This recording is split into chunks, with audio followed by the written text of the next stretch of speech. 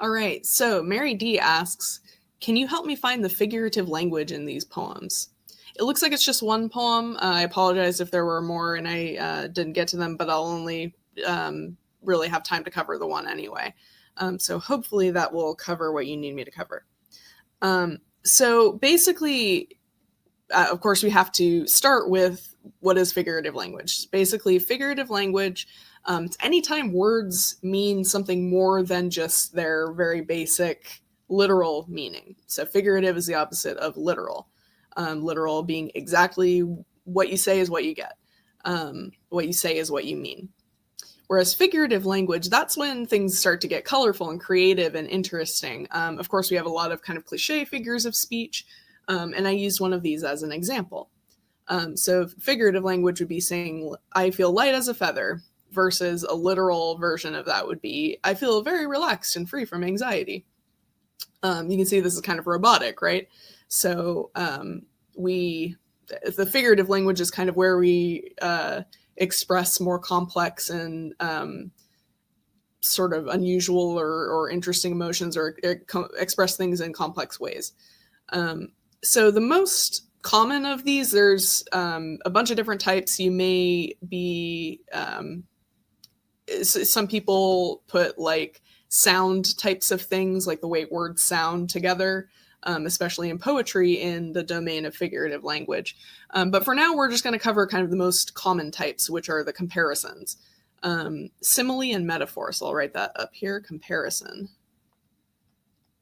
Comparing one thing to another thing that seems like it's totally different, but it reveals something about the original thing. So we'll say reveals truth. Even though it's not literally or factually true, it reveals some kind of truth. So basically, the most common types, the simile would use as or like, just like this saying, I feel light as a feather. So that would be a simile.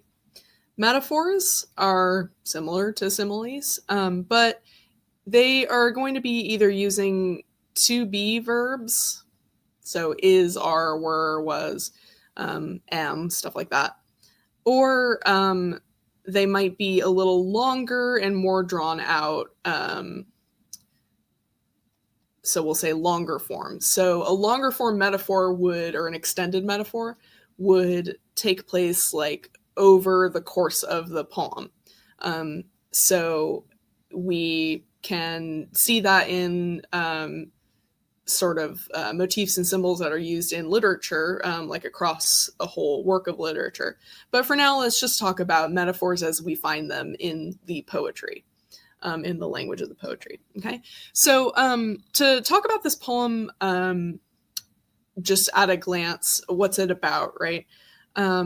It's about the feeling of nostalgia, looking back fondly on the past and kind of sadly. But it's nostalgia coming from a kid. So it's like a kid being nostalgic about being a younger kid.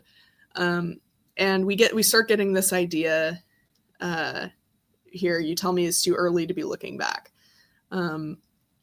So I want to point out this section in here. At 4, I was an Arabian wizard. When you're looking for figurative language, you want to ask yourself, is this meant to be taken literally or figuratively?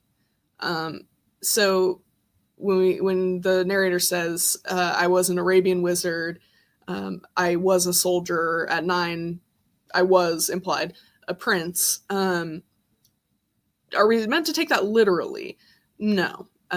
Pretty clearly we're not meant to take that literally. So the comparison here, I, the narrator, equals, so we can think of like metaphor as kind of an equal sign, and Arabian wizard. I don't have time to write that, so I'm just going to say AW. And then they expand on that with a further metaphor. So this is kind of an example, a little bit of how to extend a metaphor. I can make myself invisible by drinking a glass of milk in a certain way. They're referring to their flights of imagination, but it's presented kind of literally, using more literal seeming language, even though it is figurative. So that would be an example of a metaphor within this poem. Maybe you can find more metaphors if you start looking for them, you know what to look for. Basically, anything where it's a comparison between two things and it's used to kind of reveal something a little more deeply true. If we all spoke literally like robots, we wouldn't have poetry. So that's kind of looking for figurative language in poetry. The good news is you're going to find a lot of it. All right, so I hope that answered your question, and I hope that you can find more figurative language in this poem. Bye.